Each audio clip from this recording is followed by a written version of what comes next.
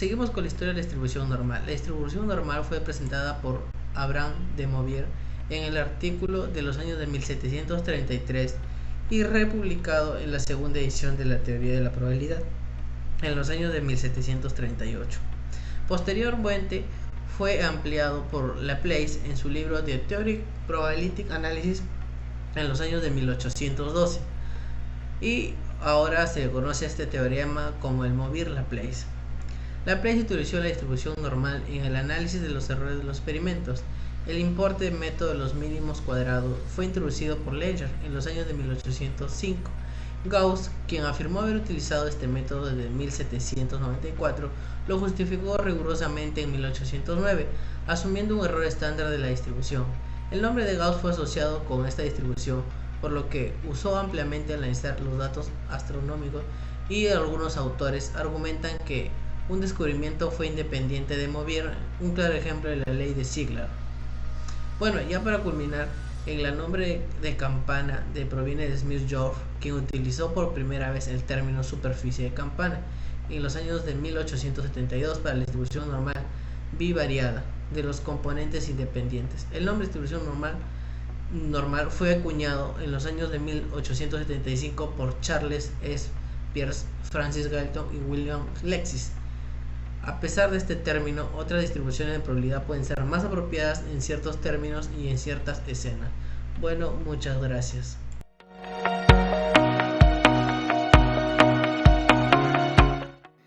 Como pequeña definición, podemos decir que la distribución normal es con mucho la más importante de todas las distribuciones de probabilidad. Es una distribución de variable continua con un campo de variación de menos 0,00. Fue descubierta por Gauss al estudiar la distribución de los errores en las observaciones astronómicas. Debe su importancia a tres razones fundamentales. Por un lado, un gran número de fenómenos reales se pueden modelizar con esta distribución. Tal es el caso de las características cuantitativas de casi todas las grandes poblaciones.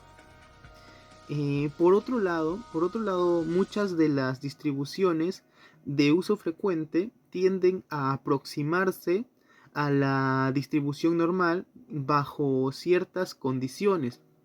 Y por último, en virtud del teorema central del límite, todas aquellas variables que puedan considerarse causadas por un gran número de pequeños efectos, como pueden ser los errores de observación, tienden a distribuirse con una distribución normal.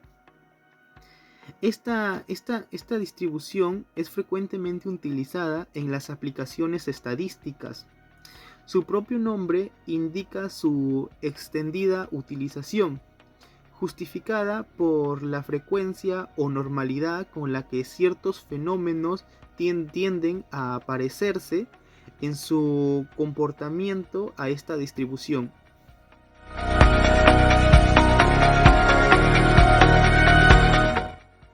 Muy bien, ahora pasando a las propiedades de la distribución normal, tenemos la primera a destacar, que sería de que tendría una única moda, que entra en coincidencia lo que sería su media y su mediana.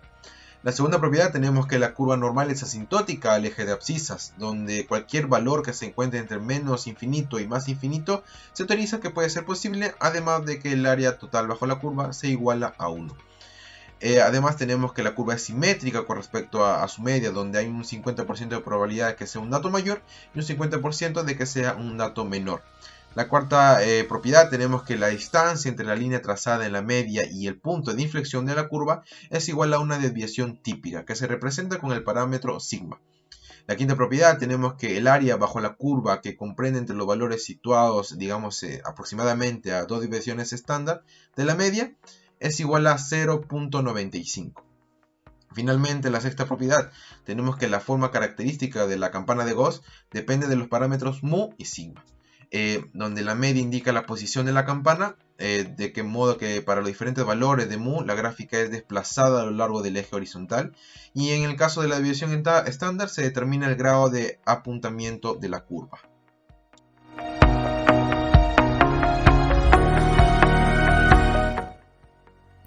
Se le conoce como curva o campana de Gauss o distribución normal.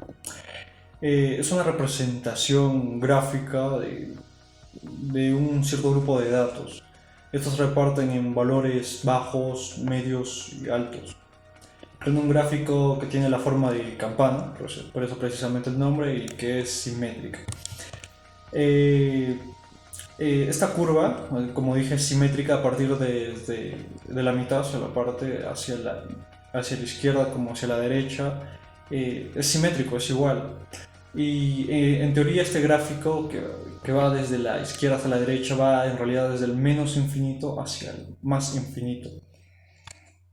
A cada extremo de este gráfico se le conoce como cola. Llega hasta el punto más alto y vuelve a ser la cola.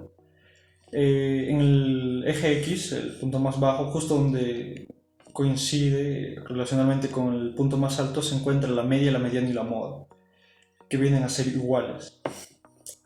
A estos gráficos se le podría llamar que son una especie de familia por su similitud entre ambos, porque puede variar solo un factor y el gráfico parece exactamente igual.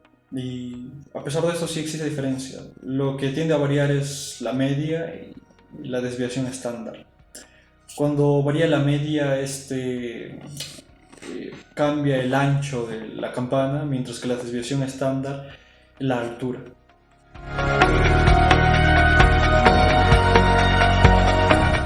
Bien, ahora pasando a un ejercicio que dice: las tallas de los estudiantes del tercer ciclo de la carrera de Ciencias Políticas y Gobernabilidad de la Universidad Nacional de Trujillo se distribuyen en forma normal con una media de 1,70 m y una desviación estándar de 1,2 m. Y como pregunta nos dice cuál es la probabilidad de que la talla de los estudiantes se encuentre entre 1,65 m y 1,70 m. Entonces, recordando en la distribución normal, las probabilidades las encontramos calculando el área bajo la curva.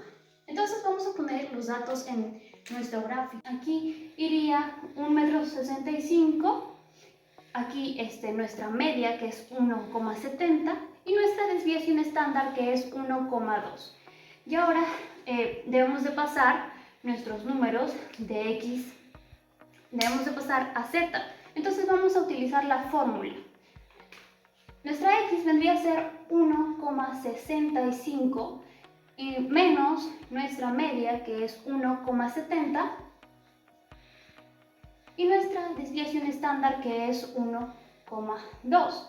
Esto nos daría como resultado menos 0,05 sobre 1,2, que esto nos da como resultado menos 0,0416.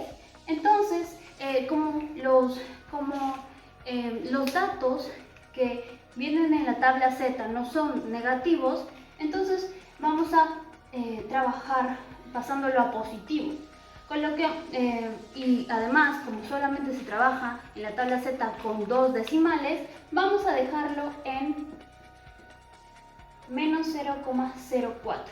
Entonces, pasándolo a nuestro segundo gráfico, vendría a estar acá menos 0,04, nuestra media que vendría a ser 0, y por simetría vamos a encontrar nuestro dato 0,04. Entonces, hallándolo en la tabla Z, en la tabla de distribución normal estandarizada, vendría a estar el 0,04 representado por el 0,0160. Bien, esta vendría a ser el área. Entonces, por simetría también decimos que es la misma área. Y ahora, al regresar a nuestro gráfico original, decimos que el área vendría a ser 0,0160.